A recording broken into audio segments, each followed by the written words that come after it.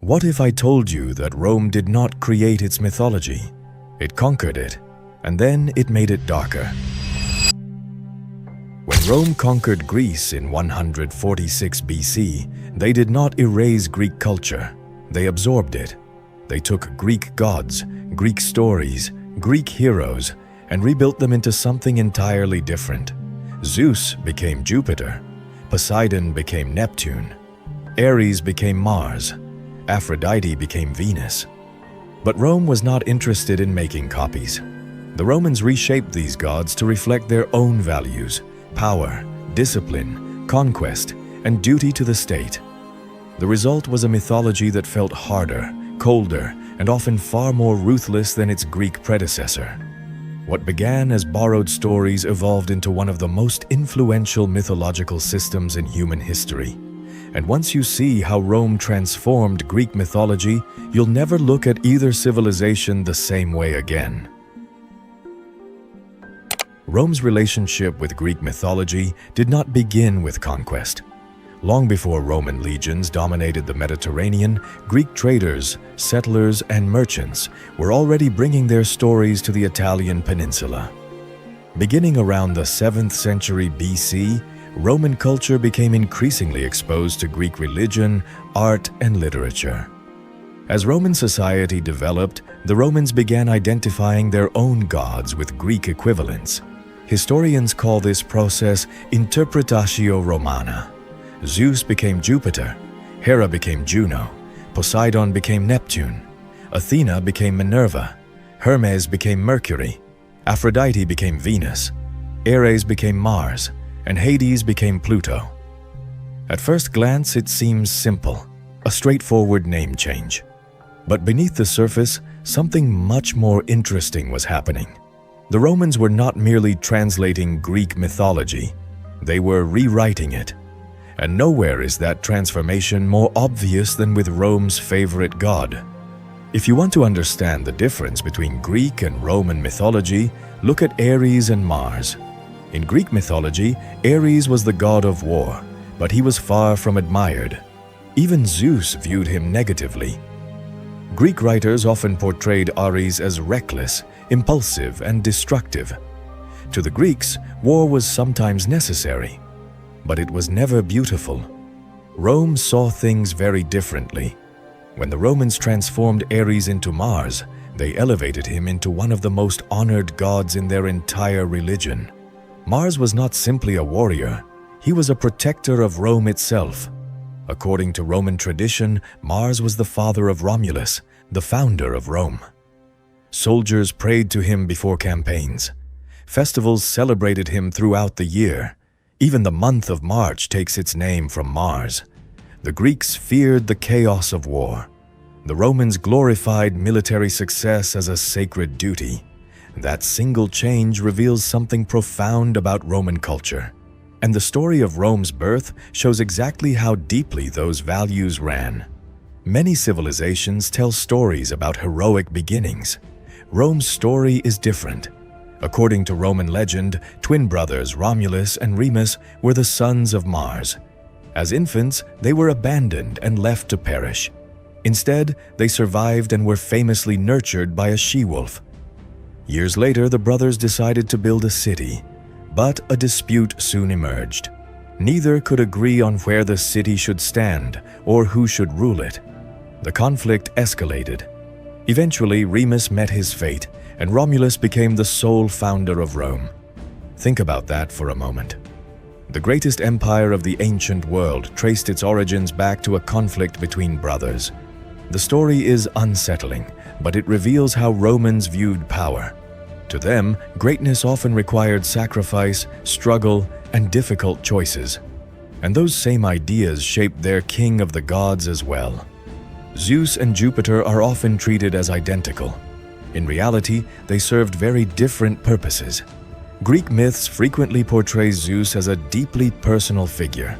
He intervenes in disputes, follows his emotions, starts rivalries, and becomes involved in the lives of mortals in unpredictable ways. Jupiter certainly retained some of those traits, but Rome emphasized something else. Jupiter became the guardian of the Roman state. His authority represented law, order, and the success of Rome itself. His temple on Capitoline Hill stood at the center of Roman religious life. Victorious generals honored him after military triumphs.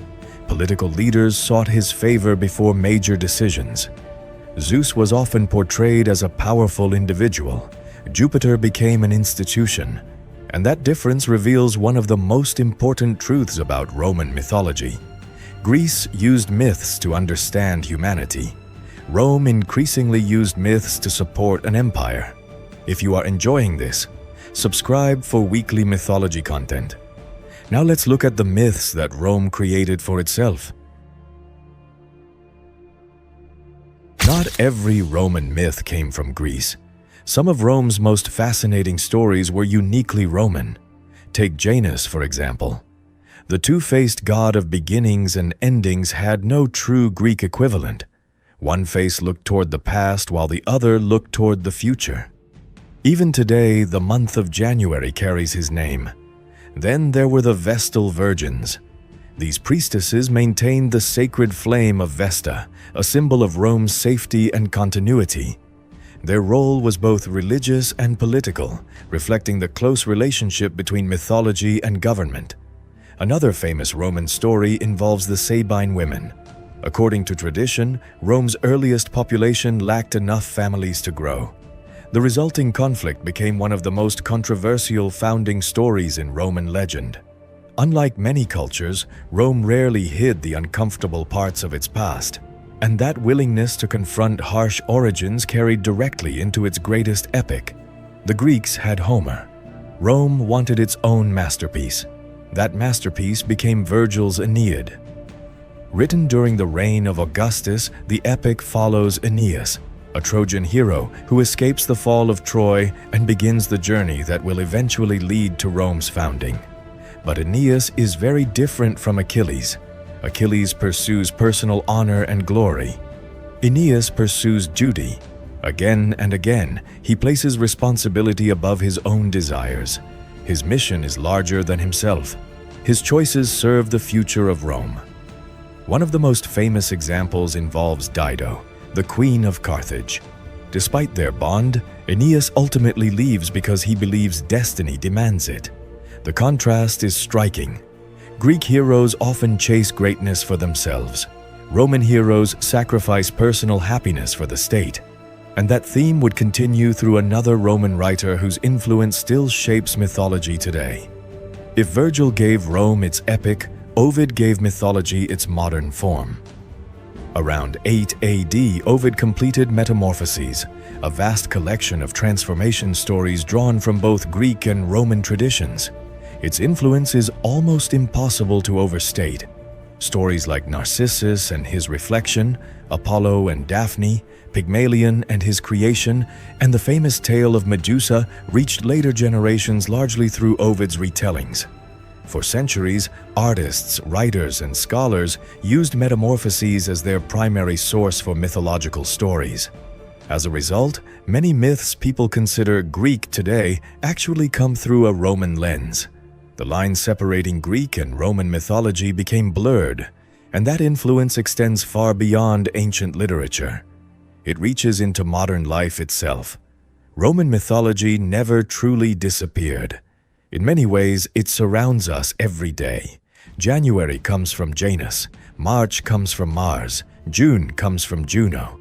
The planets Mercury, Venus, Mars, Jupiter, Saturn, Neptune, and Pluto all carry Roman divine names. Even ordinary words reveal mythological roots. Volcano comes from Vulcan, the Roman god associated with fire and metalworking.